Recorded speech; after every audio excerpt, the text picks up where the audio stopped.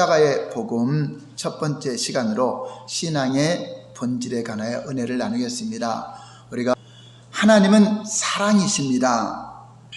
사람이 하나님을 먼저 사랑한 것이 아니라 하나님께서 우리를 사랑의 대상으로 창조하시고 또 우리가 하나님을 떠나 죄인 되었을 때, 원수가 되었을 때 하나님은 우리를 사랑하셨습니다. 그 사랑의 증거가 바로 십자가 사건이요, 그것을 우리는 십자가의 복음이라고 하는 것입니다.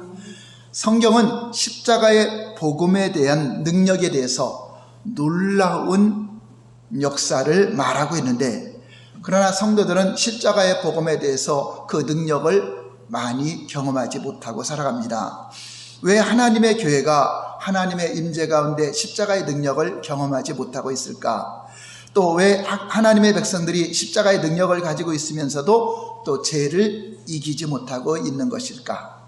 또 왜 그렇게 많이 기도하는데도 하나님과의 영적인 교제가 열리지 않고 답답하기만 한가 하는 것입니다. 반면에 하나님께서는 오늘날에도 성령이 자유롭게 역사하시는 교회, 또한 예수님의 사역이 놀랍게 이루어지는 교회, 십자가의 능력으로 성도들의 삶이 변하고 성도들의 삶 가운데 성령의 열매가 가득한 교회로 실제로 인도하고 계십니다. 또 하나님은 모든 교회들이 이렇게 십자가의 복음의 능력으로 변화된 삶을 살아가기를 원하고 계십니다. 그렇다면 오늘날의 교회가 성경이 지향하고 목표하는 교회로 회복될 수 있는 비결은 무엇인가?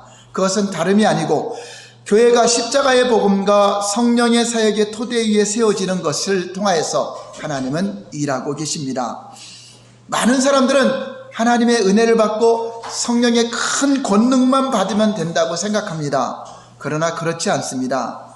우리가 은혜로 예수 그리스도를 믿고 교회 안에 들어와 있다 하더라도 십자가의 복음으로 무장하지 않으면 진정한 성령의 역사를 경험할 수 없을 뿐만 아니라 절대로 성도들의 삶이 변화가 되지 않습니다. 종교 생활로는 어떤 외형적 모습만 변화되지 진정한 하나님이 원하는 성령의 열매 맺는 성숙한 신앙으로 변화가 되지 않는다고 하는 것입니다. 그러므로 우리의 신앙생활 가운데 가장 중요한 것은 십자가의 복음입니다.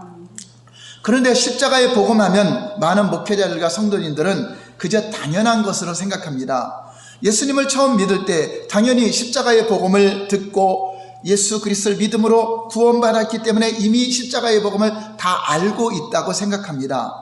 그러나 십자가의 복음은 구원받을 때만 필요한 것이 아니라 우리의 전 생애에 항상 의지해야 한다고 하는 것입니다. 십자가의 복음의 능력은 우리가 순간순간 의지할 때 그 십자가의 복음의 능력이 여러분 삶 속에서 나타나고 이적으로 나타나고 여러분들이 세상을 이길 수 있는 능력으로 나타나진다고 하는 것입니다. 그러므로 십자가의 복음의 능력을 의지할 때 저와 여러분들은 참으로 놀라운 능력을 경험하게 될 것이고 승리를 경험하게 될 것입니다. 할렐루야. 아멘.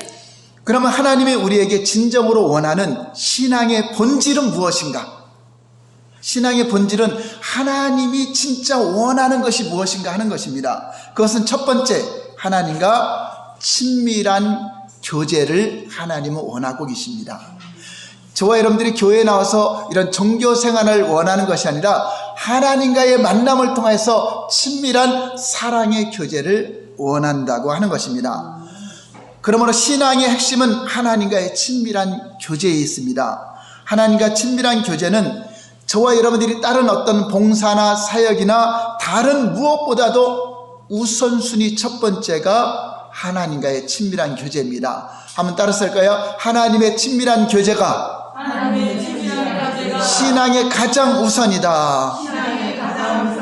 네, 우리가 하나님과의 친밀한 교제 가운데 있을 때 신앙의 다른 부분들도 진정으로 여러분들이 가능하게 승리할 수 있으며 모든 생명이 하나님과 친밀한 관계 다음에 이루어진다고 하는 것입니다. 창조 사역에 나타난 하나님의 계획을 살펴보면은 창세기 1장에 3장에 나오는 인간의 창조와 타락에 관한 기록을 보면 하나님은 인간을 창조하시되 친밀한 사랑을 나눌, 하나님과 말씀으로 교제할 그러한 대상으로 사람을 하나님의 형상으로 지으셨습니다. 창세기 2장 15절에서 17절까지 한번 볼까요? 시작. 여호와 하나님이 그 사람을 이끌어 에덴 동산에 두어 그것을 경작하며 지키게 하시고, 여호와 하나님이 그 사람에게 명하여 이르시되 동산 각종 나무의 열매는 내가 임의로 먹되 선악을 알게 하는 나무의 열매는 먹지 말라. 내가 먹는 날에는 반드시 죽으리라 하시니라. 하나님은 아담을 창조하시고 그를 에덴 동산에 두셨습니다. 아담을 먼저 창조하시고 그로 하여금 수고하여 에덴 동산을 만든 것이 아니라 하나님이 다 만들어 놓고 그 다음에 사람을 만드시고 사람을 에덴 동산 안에 두신 것입니다. 그 동산 중앙에는 생명나무와 선악을 알게 하는 나무가 있었습니다. 하나님은 아담이 선악을 알게 하는 나무의 실과를 먹는 날에는 반드시 죽으리라고 경고의 말씀을 하셨습니다. 어떤 사람들은 하나님께서 무엇 때문에 선악을 알게 하는 나무를 만들어서 아담으로 하여금 넘어지게 하셨는가? 차라리 선악을 알게 하는 나무를 만들지 않으셨다면 아담이 넘어지지 않고 죄도 지지 않았을 텐데 하고 생각합니다. 우선 선악과는 하나님께서 우리 인간을 창조하시되 로봇처럼 만든 것이 아니라 우리에게 자유의지를 주어서 하나님이 원하는 그 생명을 택하고 하나님이 원하는 길을 택하도록 우리에게 자유의지를 주신 것을 볼 수 있습니다. 그러니까 강제로 역사하는 것이 아니라 우리가 생명을 택하여 좋은 길로, 또 하나님 관계에서 사람이 무엇으로 살아야 되는 것을 잘 가르쳐주고 있는 것입니다. 창세기 1장 27절을 보시면 다 같이 시작. 하나님이 자기 형상 곧 하나님의 형상대로 사람을 창조하시되 남자와 여자를 창조하시고, 하나님의 자기 형상, 하나님의 형상이라고 하는 것은 하나님의 성품입니다. 우리 안에 하나님의 성품, 하나님의 마음을 알고 깨달을 수 있는 그 성품을 주셔서 우리 사람과 영적인 교제를 하기 위해서 하나님은 말씀도 주시고 또 선악을 알게 하는 실과를 따먹지 말라고 경고를 하신 것입니다. 왜 그렇게 우리 사람은 살아야 되는가 하는 것은, 창조주와 피조물의 관계는, 창조주 하나님은 누가 창조주를 살리는 것이 아닙니다. 한번 따라서 할까요? 창조주 하나님은 스스로 계신 분이시다. 네, 스스로 계시다고 하는 것은 누군가에 의해서 사시는 분이 아니라 스스로 자존하신다. 누가 먹을 것을 줘야 사는 것이 아니라 그분은 그냥 생명의 근원이시여 스스로 사시는 분이다. 그런데 피조물들은 스스로 살 수 있나요? 살 수 없습니다. 창조주와 피조물은, 창조주는 스스로 계신 분, 피조물은 스스로 살 수 없도록 만들었다고 하는 것입니다. 그러므로 피조물들은 하나님이 무엇인가 공급을 해줘야 살 수 있고, 어떤 환경과 조건과 여건이 맞지 않으면 살 수가 없다고 하는 것입니다. 그러므로 각각 짐승들도 또 다른 피조물들도 무엇인가 먹고 살아야 되고, 창조주 하나님이 공급하시는 것에 의해서 바다의 물고기도 살고 또 땅의 짐승들도, 하늘에 나는 새도, 모든 피조 세계가 하나님에 의해서 살아간다고 하는 것입니다. 그런데 사람은 어떻게 살도록 지음받았는가? 마태복음 4장 4절 볼까요? 사람이 떡으로만 살 것이 아니요 하나님 입으로 나오는 모든 말씀으로 살 것이라 하셨느니라. 예, 사람은 무엇으로 사는가? 하나님은 스스로 사시는 분. 사람은 먹고 살아야 돼요. 안 먹으면 살 수가 없어요.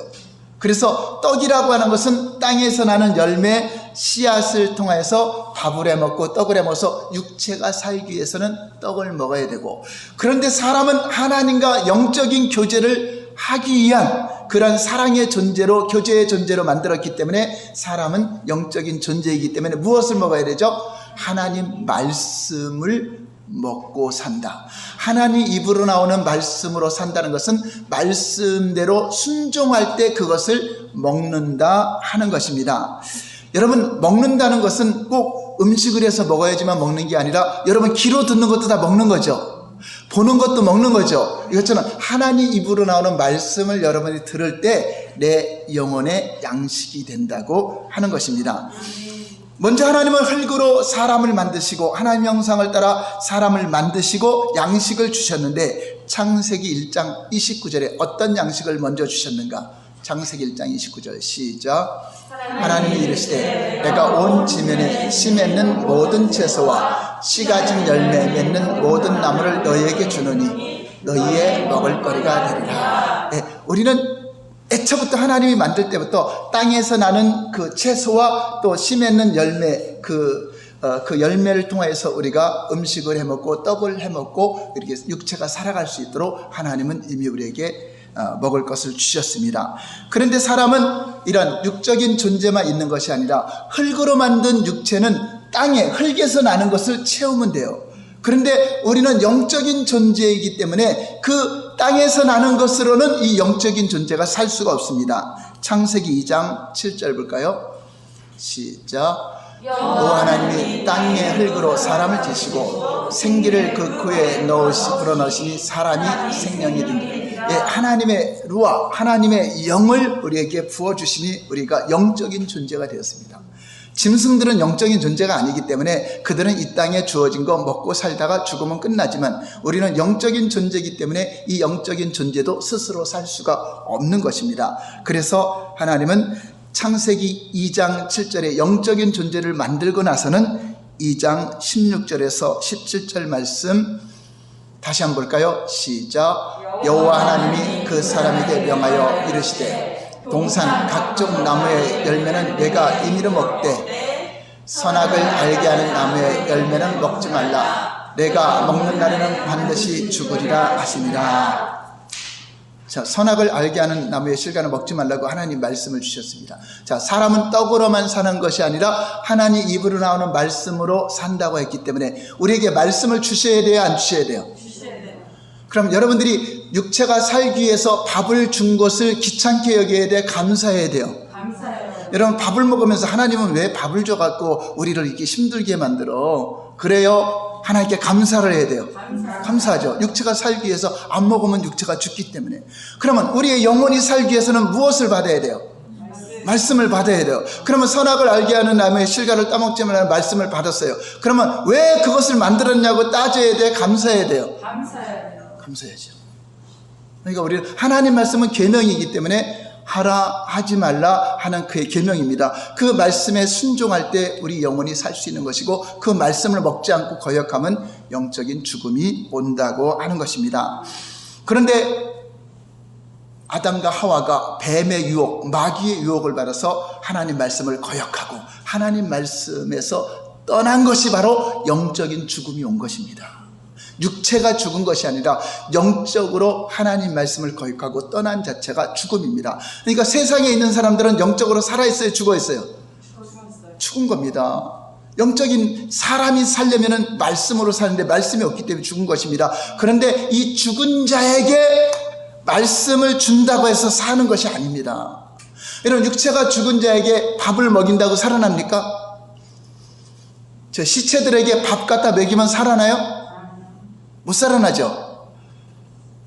살리고 나서 밥을 주어 먹어라 하죠. 성경에도 죽은 자를 살리고 나서 밥을 주라고 하죠. 그건 무슨 말이죠? 살아야 밥을 먹는 것입니다. 그래서 우리의 영혼이 하나님 말씀을 다시 받으려면 내 영혼이 죽었던 영혼이 살아나야 됩니다. 그 살리는 것을 바로 예수님의 십자가의 피로 우리의 죄가 대속이 되고 죄가 없어야 삽니다. 죄의 삭은 사망이기 때문에 죄를 진 자는 살 수가 없어요. 그런데 죄를 용서받았기 때문에 우리 영혼이 하나님의 은혜로 살아난 것입니다.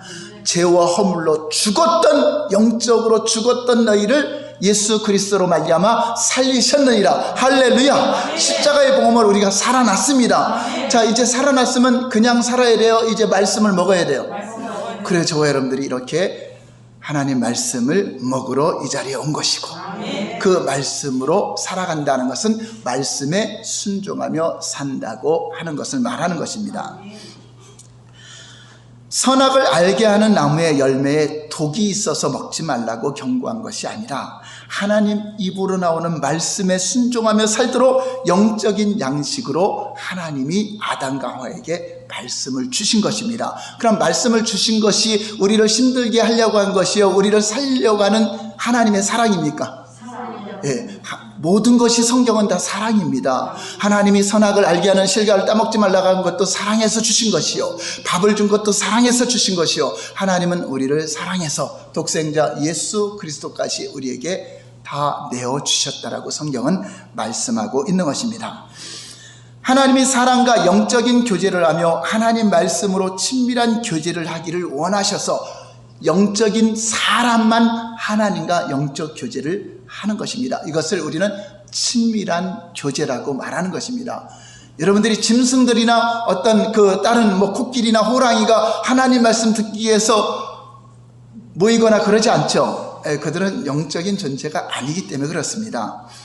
하나님은 많은 백성들 가운데서 한 민족을 선택합니다. 한 민족을 선택해서 하나님이 이제 구원 계획을 이루시기 위해서 계획을 세웠는가, 그 부르신 목적이 있습니다. 출애굽기 19장 3절에서 6절입니다. 시작. 모세가 하나님 앞에 올라가니 그를 불러 말씀하시되 너는 이같이 야곱의 집에 말하고 이스라엘 자손들에게 말하라. 내가 애굽 사람에게 어떻게 행하였음을, 내가 어떻게 독수리 날개로 너희를 업어 내게로 인도하였음을 너희가 보았느니라. 세계가 다 내게 속하였나니 너희가 내 말을 잘 듣고 내 언약을 지키면 너희는 모든 민족 중에서 내 소유가 되겠고 너희가 내게 대하여 제사장 나라가 되며 거룩한 백성이 되리라. 너는 이 말을 이스라엘 자손에게 전할지니라. 하나님이 이스라엘 백성들이 아브라함을 통해서 선택된 한 민족이 애굽에서 종살이를 하게 됩니다. 그래서 하나님은 애굽에서 그들을 출애굽시켜서 광야로 불러주시고 광야에서 훈련을 받은 다음에 가나안 땅에 들어가게 하셨습니다. 그래서 많은 사람들은 이스라엘 백성들을 애굽에서 부르신 목적이 왜 불렀다고 생각하죠? 어디를 인도하기 위해서 불렀다고 생각하죠? 가나안 땅에 인도하기 위해서 불렀다고 생각하는데 오늘 본문 말씀 보면은 그것이 아니라는 것입니다. 앞으로 가서 4절 한번 다 띄워볼래요? 4절. 자, 시작. 내가 애굽 사람에게 어떻게 행하였음가? 내가 어떻게 독수리 날개로 너희를 업어 내게로 인도하였음을 너희가. 자, 이스라엘 백성들을 가나안 땅으로 인도하기 위한 목적이에요? 하나님께로 인도하기 위한 목적이에요? 네, 하나님께로 부른 겁니다. 성경은 하나님께서 그렇게 하신 주된 목적은 그들을 하나님께로 인도하기 위함이었다고 말씀하고 있습니다. 우리는 일반적으로 하나님께서 이스라엘 백성들을 애굽에서 건져내신 것은 그들을 가나안 땅으로 인도하기 위함이라고 생각합니다. 그러나 주된 목적은 가나안 땅보다 하나님 자신에게로 인도하셨다고 하는 것입니다. 즉 하나님과 친밀한 사랑의 관계를 회복시키기 위해서 인도하신 것입니다. 이스라엘 백성들이 하나님과 친밀한 교제 가운데 머물 때에 가나안 땅은 부수적으로 주어진다고 하는 것입니다. 그러면 저와 여러분들이 천국으로 인도하기 위해서 교회를 부른 것이 아니라 하나님과의 관계가 회복돼서 친밀한 관계가 회복되어야 천국은 우리에게 부수적으로 주어진다는 것을 믿으시기 바랍니다. 그러나 아무리 부름받았다 하더라도 반면에 그들이 가나안 땅에 들어간 이후에도 또 광야에 부름받은 이후에도 하나님께는 관심이 없고 또 가나안에 있는 우상에게만 관심이 있고 또 하나님에 대해서 원망과 불평을 하게 됐을 때 그들은 하나님이 주시는 약속의 땅에 들어가지는 못했고 또 가나안 땅에 들어갔어도 결국은 다 멸망해서 쫓겨나는 신세가 되었다고 하는 것입니다. 그러므로 하나님이 원하는 가장 첫 번째는 친밀한 관계를 유지하는 것입니다. 하나님을 위한 한 백성을 불렀는데 이스라엘 백성은 하나님 보실 때 실패한 백성이 된 것입니다. 그래서 하나님은 유대인과 이방인을 다 합해서 온 백성을 다 부르기 시작했습니다. 새 언약의 백성을 만드신 것입니다. 바로 예수 그리스도의 십자가의 복음을 통하여서 부른 저와 여러분들이 교회 공동체가 된 것입니다. 바로 교회 공동체는 이제 하나님과의 새 언약의 백성이다. 한번 따라서 할까요? 교회는 새 언약의 백성이다. 여러분, 옛 언약의 백성이라고 하는 것은 이스라엘 백성들을 양의 피나 염소의 피로 그 피로 맺은 그 첫 번째 언약의 피라면, 언약의 백성이라고 한다면 저와 여러분들은 예수님의 피로 맺은 새 언약의 백성이 되었다는 것입니다. 이것이 바로 교회의 공동체요. 그러므로 이스라엘을 향한 하나님의 목적은 곧 교회를 향한 목적이기도 합니다. 하나님께서 우리를 구원하기 위해 행하신 일들은 이스라엘 백성들을 애굽에서 건져내기 위해서 친밀하게 하나님 앞으로 불러낸 것처럼 저와 여러분들이 동일하게 하나님 앞으로 인도를 받았고, 즉 하나님과 친밀한 사랑의 교제를 하기 위해서 불러주신 것입니다. 볼까요? 시작. 하나님과의 친밀한 교제는 명령과 규례를 지키는 것보다 우선입니다. 이스라엘 백성들은 어떤 명령을 지키려고 했고 율법을 지키려고 했고 규례를 지키려고 했지만 그것보다 더 우선순위가 하나님과의 친밀한 교제, 사랑의 관계가 되는 것이 우선이라고 하는 것입니다. 오늘 본문 신명기 30장 15절에서 16절 다시 볼까요? 시작. 보라, 내가 오늘 생명과 복과 사망과 화를 내 앞에 두었나니 내가 오늘 내게 명령하여 내 하나님 여호와를 사랑하고 그 모든 길로 행하며 그의 명령과 규례와 법도를 지키려 하는 것이라. 내가 생존하며 번성할 것이요 또 내 하나님 여호와께서 내가 가서 차지할 땅에서 내게 복을 주실 것입니다. 앞에 있는 우선순위가 됐을 때 가나안 땅은 부수적으로 준다고 하는 것입니다. 근데 우리는 하나님으로부터 어떤 축복이나 어떤 가나안 땅의 복만 원하지 하나님이 원하는 우선순위를 지키지 않기 때문에 여러분 주어지는 부수적인 복도 받지 못한다고 하는 것입니다. 하나님은 너와 내 자손이 살기 위하여 하나님이 주신 자유인격으로 무엇을 택하라고 하죠? 생명을 택하라. 너희 앞에는 생명의 길이 있고 화의 길이 있고 복의 길이 있고 저주의 길이 있는데 너와 내 자손들이 살기 위하여 생명이신 하나님을 택하라. 생명이신 예수 그리스도를 선택하라고 하는 것입니다. 오늘 저와 여러분들은 그 생명을 선택하여 예수님께로 왔습니다. 할렐루야. 자, 그런데 하나님께로 생명과 복을 택하여 온 우리는 어떤 것이 생명을 택하는 것인가? 단순히 교회 안에 앉아있다고 생명을 택한 것이 아니라 이 우선순위를 말하고 있는 것입니다. 세 가지를 제시하고 있습니다. 첫 번째가 뭐죠? 시작.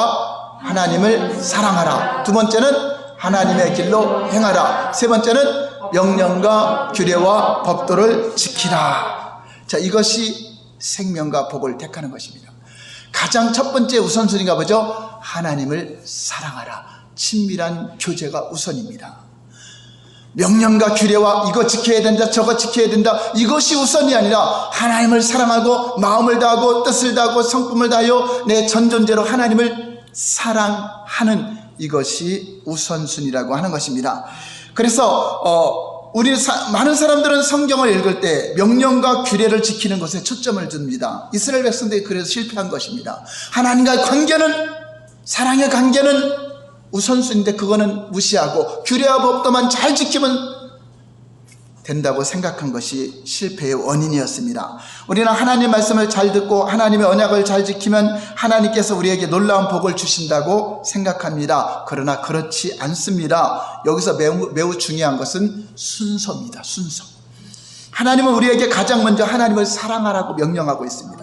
다시 말해서 하나님과 친밀한 교제가 우선순위라는 것입니다. 그리고 하나님은 우리에게 하나님과 친밀한 사랑의 교제 가운데 하나님의 모든 길로 행하고, 그러니까 하나님과의 관계, 친밀한 관계가 된 다음에 하나님의 지시하신 길로 가고 규례와 명령과 법도를 지켜야 그것이 하나님 보시기에 합당한 믿음이 된다고 하는 것입니다. 이처럼 하나님과의 친밀한 사랑의 교제가 명령과 규례를 지키는 것보다 우선순위다. 우리가 먼저 하나님과 친밀한 사랑의 교제 가운데 거하지 않으면 저와 여러분들은 하나님의 길로 갈 수도 없고 명령과 규례도 온전히 지킬 수 있는 능력이 주어지지 않는다고 하는 것입니다. 서기관과 바리새인들이 좋은 예입니다. 그들은 명령과 규례를 지키는 초점을 두었습니다. 그래서 율법을 613가지로 요약해서 그것을 철저하게 잘 지키려고 노력했습니다. 그리고 그들은 율법을 누구보다도 잘 지켰기 때문에 자기들은 누구보다도 의롭고 하나님을 잘 섬긴다고 자부했습니다. 그러나 그들은 첫 번째 하나님을 사랑하지 않았습니다. 요한복음 5장 42절 볼까요? 시작. 다만 하나님을 사랑하는 것이 너희 속에 없습니다. 네, 하나님을 사랑하는 거기에는 초점을 두지 않고 무엇을 지킬까, 이것을 지킬까, 이것만 했다고 하는 것입니다. 물론 본인들은 명령과 규례를 잘 지켰기 때문에 그게 하나님이 사랑한다고 착각하고 있는 것입니다. 그 결과 그들은 하나님의 길을 전혀 알지 못하고 하나님의 길로 보내주신 예수님을 배척하고 거역했던 걸 볼 수 있습니다. 그리고 그들은 하나님의 말씀을 진정으로 지키는 삶도 살지 않았습니다. 외형적으로만 지켰습니다. 마태복음 15장 8절 9절 볼까요? 시작. 이 백성이 입술로는 나를 공경하되 마음은 내게서 멀도다. 사람의 계명으로 교훈을 삼아 가르치니 나를 헛되이 경배하는도다 하였느니라 하시오. 하나님이 원하는 뜻대로 규례와 법도를 지킨 것이 아니라 자기들이 사람의 계명으로 만들어 놓은 것을 지키려고 했지, 그들의 마음은 하나님을 사랑하는 것은 없는데 안식일 안 지키면 죽지, 뭐하면 잘못되면 죽지 하기 때문에 마지못해 지켰던 것을 볼 수 있습니다. 그래서 우리는 다른 계명보다도 하나님과의 친밀한 관계가 우선순위다. 또 한번 따라서 할까요? 네 번째, 의식보다 하나님과의 친밀한 교제가 우선입니다. 어떤 종교의식, 여러분들이 예배드리는 이 의식보다도 친밀한 관계를 갖고 사는 것이 여러분 우선순위입니다. 예배드리는 것보다, 하나님은 예배를 무시하는 것이 아닙니다. 중요시 여겨요. 그러나 이것보다 더 하나님과의 교제가 우선이라는 것입니다. 호세아 6장 6절 볼까요? 시작. 나는 인애를 원하고 제사를 원하지 아니하며 번제보다 하나님을 아는 것을 원하노라. 자, 하나님이 원하는 것 두 가지인데 무엇이죠? 인애. 그 다음에 두 번째는 하나님을 아는 것. 인애는 사랑이죠. 하나님을 사랑하고 이웃을 사랑하는 것. 그 다음에 하나님을 아는 것. 그러니까 하나님과의 관계 속에서 사랑하는 것이 우선입니다. 그리고 원하지 않는 것은 뭐죠? 원치 않는 것은 번제와 제사라고 말하고 있습니다. 그런데 하나님은 번제와 제사를 원하지 않는 게 아닙니다. 번제와 제사를 잘못했을 때 하나님은 너희가 나를 멸시한다고 말했습니다. 우선순위를 말하는 것입니다. 하나님을 사랑하고 하나님을 아는 자가 예배를 드릴 때 하나님이 기뻐 받으시는 예배가 된다고 하는 것입니다. 그것은 하나님을 알고 사랑하는 하나님과의 친밀한 교제가 우선순위라는 것입니다. 이처럼 하나님과의 친밀한 사랑의 교제는 하나님께 대한 어떤 의식보다도 규례와 계명보다도 우선이라는 것을 가르쳐주고 있습니다. 다섯 번째, 이게 또 중요한 것입니다. 다 같이 시작. 사역보다 하나님과의 친밀한 교제가 우선입니다. 사람들은 열심히 사역합니다. 하나님과의 친밀한 교제를 갖지도 않고 하나님과 사랑의 관계를 갖지 않고 오직 그냥 어떤 사역에만, 내가 맡겨진 사역에만 열심히 해요. 그게 사랑한다고 착각하고 있는 거죠. 그리고 결국은 탈진되었을 때 가장 중요한 것을 빼놓으면 안 된다고 하는 것입니다. 하나님과 친밀한 사랑의 교제가 우선순위인데 이것을 빼놓고 하는 사역은 결국 자기가 힘들어지게 됩니다. 우리는 이 점을 사도들을 세우시는 예수님 모습에 살펴볼 수 있습니다. 하나님을 위한 새 언약의 백성이 교회인데 이 교회가 바로 이스라엘 백성들을 불러서 하나님이 원하셨던 그것을 우리 교회가 또 하기를 주님은 원하고 있는 것입니다. 그래서 예수님은 사도들을 세웠는데 사도들은 교회의 중심적인 역할입니다. 그들을 통하여서 하나님이 부르신 목적에 대해 말하고 있습니다. 마가복음 3장 13절 15절 볼까요? 왜 하나님은 제자들을 불렀는가? 시작. 또 산에 오르사 자기가 원하는 자들을 부르시니 나온지라. 이에 12를 세우셨으니 이는 자기와 함께 있게 하시고 또 보내사 전도도 하며 귀신을 내쫓는 권능을 가지게 하려 하심이로다. 자, 하나님이 사도들을 부르신 목적이 뭐죠? 첫 번째가 자기와 함께 있게 하시고, 두 번째는 전도하게 하시고, 세 번째는 권능을 가지게 하려 하심이라고 말하고 있습니다. 자, 가장 첫 번째가 예수님과 함께하는 삶, 예수님과 임마누엘 삶, 여러분들이 삶 속에서 함께하는 것이 우선이다. 그런 자가 전도도 하는 것이고 사역을 하는 것이다. 그러니까 사역과 전도보다도 더 필수적인 게 뭐죠? 나와 하나님과의 관계, 사랑의 관계가 우선순위라는 것을 여러분 기억하시기 바랍니다. 오늘 설교의 초점은 그겁니다. 하나님과 친밀한 관계, 이것이 우선순위임을 말하고 있습니다. 그런데 오늘 여러분들 그거 너무나 쉬운 것 같은데요, 잘 아는 것 같은데, 하지만 그렇지 않아요. 수많은 사람들이요, 하나님과 친밀한 교제보다도 사역에 열심히 하다가 가정도 깨어지고 사역도 깨어지고 하는 경우가 얼마나 많습니까? 우선순위가 잘못된 것 때문에 규례와 계명을 지키다가 서기관과 바리새인처럼 멸망하고 지옥 가는 사람들이 얼마나 많습니까? 다시 말해서 친밀한 사랑의 교제가 사도들을 세운 첫 번째 우선순위의 목적이라고 하는 것입니다. 그래서 베드로같이 혈기가 많고 다혈질인 그분도 예수님과 함께하는 삶을 통해서 놀라운 하나님의 사도로 변화가 되고 사랑의 사도로 변화가 되는 것은 예수님과 함께해서 그분의 인품과 그분의 성품을 배웠기 때문에 그렇게 되는 것입니다.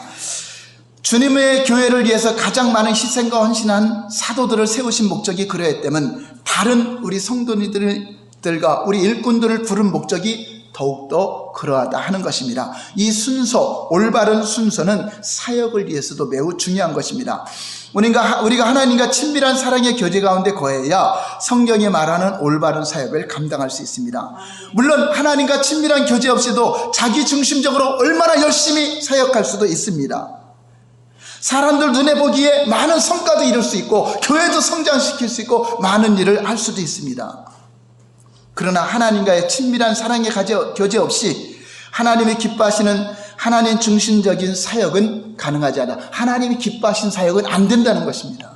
하나님과 친밀한 교제 없이 하는 그 사역은 세상의 사람들 보기에는 교회에 성공하고 목회에 성공한 것 같지만 하나님 관계가 끊어지고 자신은 실패하고 진정으로 하나님 기뻐하는 사역은 안 되고 결국은 하나님이 기뻐하는 교회로 만든 것이 아니라 사역에만 열심히 하는 교회로 만들어 놓고 하나님이 원하는 성도들이 나오지 않는다는 것입니다.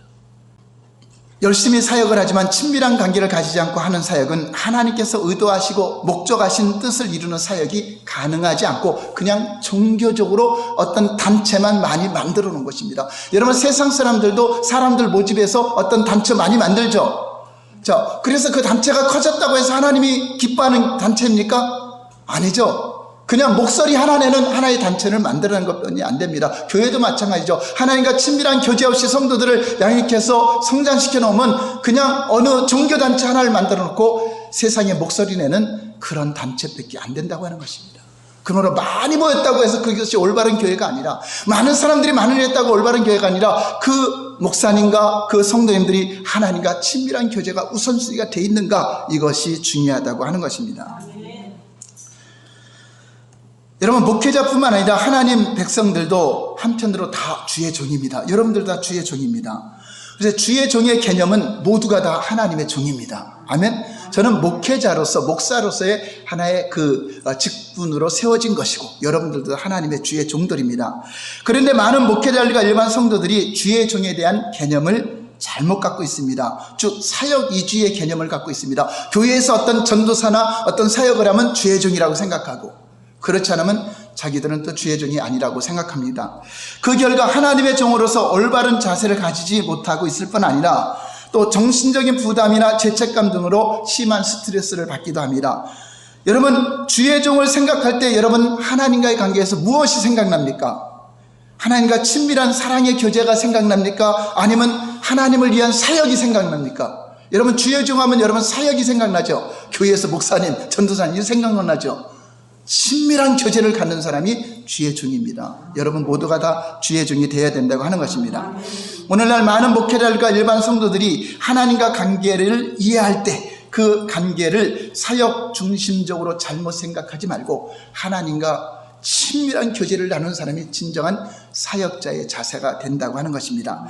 그래서 자기가 기대하는 만큼 사역이 이루어지면 소위 자기가 대단한 일을 한 것처럼 자부심을 갖고 또 반면에 자기가 기대하고 있는 원하는 만큼 사역이 이루어지지 않으면 늘 하나님 앞에 죄책감을 갖고 눌려있고 이게 사역 위주로도 생각해서 그렇게 되는 것입니다. 여러분 한 명을 사역하든 11명을 사역하든 12명을 사역하든 5,000명을 사역하든 하나님과의 관계, 친밀한 교제를 누리면서 사역을 했다면 그거는 성공적인 사역이 되는 것입니다. 그러므로 우리는 이런 사역 중심의 생각이 하나님의 의도를 전혀 이해하지 못한 데서 나온다고 하는 것입니다. 우리는 하나님의 사역, 종 이전에 하나님의 자녀로, 하나님의 아들과 딸로 부름을 받았습니다. 그러므로 아들과 딸이 아버지와 교제하는 것처럼 하나님과 친밀한 교제를 할 때 여러분 삶의 기쁨과 참 만족이 있는 것입니다. 그리고 그런 사람이 하나님의 행하심을 보고 하나님이 지시하신 것에 온 힘을 다하여 동참할 수 있을 뿐 아니라 하나님의 목적을 위해서 저와 우리의 모든 생애가 드려지는 삶이 된다고 하는 것입니다. 무엇이 먼저 될 때? 하나님과 친밀한 교제의 삶이 될 때 여러분들이 전생애를 드려도 낙심하지 않고 중간에 포기하지 않고 그것이 기쁨이요 감사로 하나님께 생애를 드릴 수 있다고 하는 것입니다. 뿐만 아니라 하나님의 놀라운 역사를 이룰지라도, 여러분이 하나님과 친밀한 교제가 된다면 놀라운 역사를 이룬다 할지라도 그것이 자기 힘이 아니라 하나님의 주신 능력임을 알기 때문에 절대로 교만해지지 않고 자기를 자랑하지 않고 오직 하나님만 높이는 그러한 신실한 종이 되는 것입니다. 여러분, 하나님의 신실한 종은 그 말에 있습니다. 저분이 얼마나 하나님을 높이고 있는가, 얼마나 하나님을 존중히 여기고 있는가 하는 것입니다. 여러분, 가정에서도 마찬가지입니다. 여러분, 중요한 내용입니다. 목회자가 가족들과 친밀한 사랑의 관계를 가지지도 못하면서 교회에서 성도들을 사랑하고 열심히 사역한다, 그거 다 거짓말이라고 하는 것입니다. 먼저 하나님과의 친밀한 관계를 가질 때면 여러분이 함께 살고 있는 가정에서 친밀한 관계가 돼야 되는 것입니다. 무슨 교회를 사랑한다 하면서 가족들도 사랑 못하고 함께 사는 사람들이 날마다 싸우고 있다면 그러면 이선자가 되는 것이고 외식자가 되는 거잖아요.